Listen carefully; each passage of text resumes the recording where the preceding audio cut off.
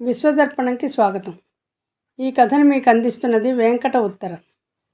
కార్తీక మాస సందర్భంగా ఈరోజు మరొక నాయనార్ కథ విందాం. స్మరణ మాత్రముననే పాపములను నశింపచేసే అద్భుత శిఖరం కైలాసం. సిద్ధులు, చారణులు, గంధర్వులు, అనేక మంది ఋషిసత్తములు ఆ పర్వతాన్ని నిత్యం సేవిస్తారు. అక్కడ మహాదేవుడు స్కంద, వినాయక, పార్వతీ సమేతుడై కొలువుంటాడు. ఆయన సేవకై ఇంద్రాది దేవతలు బారులు తీరి ఉంటారు. ఆ శైలం 68 కోట్ల గణాలతో నిండి ఉంటుంది. అక్కడ అమావాస్య, చీకటి, అజ్ఞానం అనే మాటలకు తావే లేదు. అట్టి కైలాసంలో నివసించే సిద్ధపురుషులలో మూలనాథుడు ప్రసిద్ధుడై ఉండేవాడు. ఆయన పరకాయ ప్రవేశం వంటి శక్తులు కలిగి శివుని యందు అత్యంత భక్తి శ్రద్ధలు కలిగి ఉండేవాడు. అటువంటి మూలనాథుడు కైలాసము కంటే గొప్ప తావు లేదని తెలిసి కూడా భూమండలంలోని శైవక్షేత్రాలను దర్శించాలని ఆకాశ మార్గంలో బయలుదేరాడు. తోటి సిద్ధులు వద్దని వారించినా వినలేదు. శ్రీకాళహస్తి, శ్రీశైలం, కాశీ, అరుణాచలం, కాంచీపురం, చిదంబరం, గోకర్ణం, కేదార్నాథ్ లాంటి క్షేత్రాలను దర్శించి శివుణ్ణి సేవిస్తూ సాగిపోయాడు. క్రమంగా వేదారణ్యం, శ్వేతవనం లాంటి క్షేత్రాలను దర్శించి గో సంపదలు సమృద్ధిగా ఉన్న ఒక క్షేత్రాన్ని చేరాడు. అది ఒక అద్భుత కొండవాలు ప్రాంతం. ఎత్తైన జలపాతాలతో, సరస్సులతో, అందమైన తోటలతో అలరారే సుందర ప్రదేశం. అక్కడ చాలా ఆవులు ఒకచోట గుమిగూడి ఎందుకనో దుఃఖిస్తున్నట్టుగా ఉన్నాయి. వాటి కళ్ళ నుండి నీరు ధారలుగా కారుతోంది. అంబా అంబా అని మోరలెత్తి అరుస్తున్నాయి అవి. మూలనాథుడు కొంత పరీక్షగా చూశాక అక్కడ గోవుల కాపరి నిర్జీవుడై పడి ఉండడం కనబడింది. ఆవులన్నీ అతని చుట్టూ గుమికూడి కన్నీరు కారుస్తూ అతని శరీరాన్ని నాకుతున్నాయి. మూలనాథుని మనసు వికలమైపోయింది. వెంటనే అతడు ఆ గోవుల వద్దకు వెళ్ళి వాటి గంగడోళ్లని నిమురుతూ, గడ్డి పరకలను నోటికి అందిస్తూ, నీళ్లు అందిస్తూ వాటి శోకాన్ని తగ్గించడానికి ప్రయత్నించాడు. కానీ అవి కొంతవరకు శాంతపడినా తమ యజమానిపై ప్రేమ వీడలేక అరుస్తూనే ఉన్నాయి. అవి గోవుల బాధను చూస్తూ ఊరుకోలేకపోయాడు అతడు.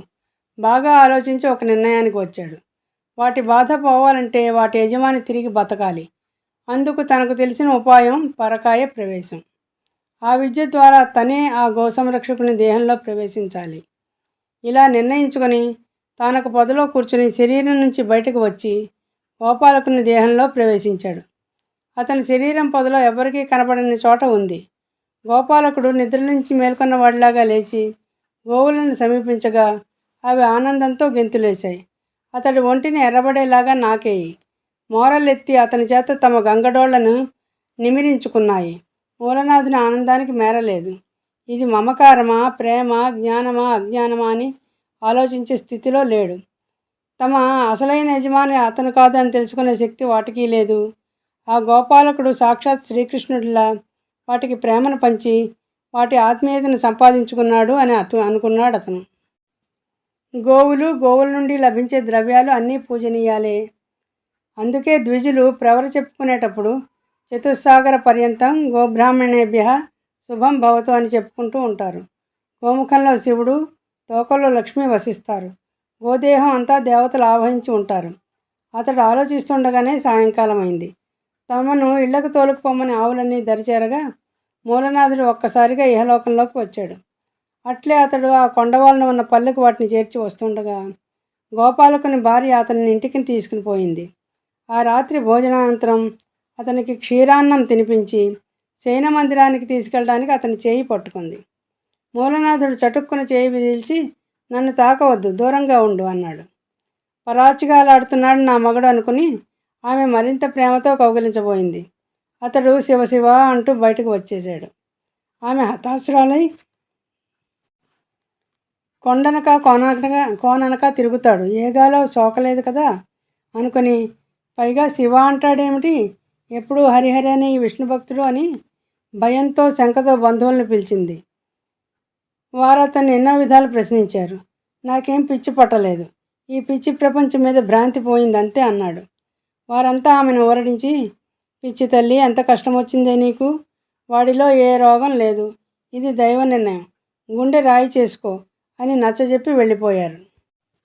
మూలనాథుడు ఆ రాత్రి ఎలాగో గడిపి అక్కడ ఇమడలేక తన శరీరంలోకి వెళ్ళిపోదామని మర్నాడు చీకటితోనే వెళ్ళి పొదలో చూడగా అతని శరీరం అక్కడ లేదు. ఎంత వెతికినా దివ్య దృష్టితో చూసినా కనపడలేదు. అప్పుడతడు ఆత్మానుసంధానం చేసి అదంతా సర్వేశ్వరుని లీలగా గుర్తించాడు. ఆ పశుపాలకుని శరీరంలో ప్రవేశించి శైవ వేదాంత సత్సాంప్రదాయ సముద్ధరణ సాధించడమే తనకు ఈశ్వరుడిచ్చిన సేవా కైంకర్యం అని గ్రహించాడు. అతడు ద్రావిడ భాషలో శ్రీమంత్రాఖ్య ప్రబంధాన్ని రచించి శివానందాన్ని గూర్చిన అనుభూతిని స్వంతం చేసుకుని శివసంకల్పాన్ని నిజం చేస్తానని అనుకున్నాడు. ఆ మహాయోగి ఆధ్యాత్మిక విద్యను వివరణపూర్వకంగా అందించడానికి తన జీవితాన్ని అంకితం చేశాడు. ఆ గవావతార క్షేత్రంలో శివాలయం ఎదుటనున్న పిప్పల వృక్షం కింద స్థిరాసనాన్ని ఏర్పరచుకొని దానిపై కూర్చొని ధ్యానంలోకి వెళ్ళిపోయేవాడు. క్రియాయోగమునందు దక్షుడై క్రమక్రమంగా శరీరం నుండి విడిపడి శివజ్యోతి యందు లీనమయ్యాడు. ఈ మహానుభావుని తిరుమూలర్ నాయనార్ అంటారు.